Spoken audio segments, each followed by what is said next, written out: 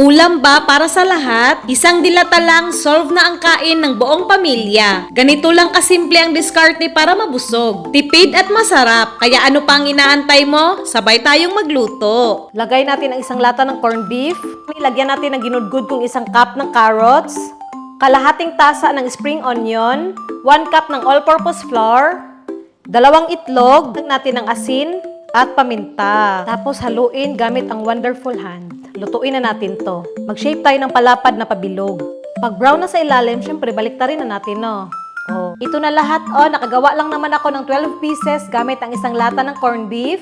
Nakapatay pa yung apoy ha, 2 kutsarang butter or margarine, 2 kutsarang harina, yan, 1 cup tubig, toyo pang pakulay, paminta, kalahating beef cube, buksan ang apoy sa mahina lang, haluin lang natin to ng maigi hanggang lumapot.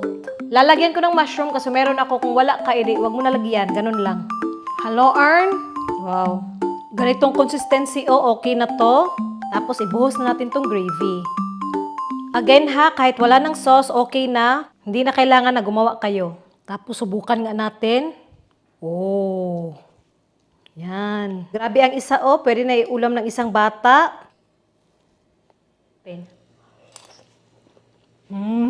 Wow.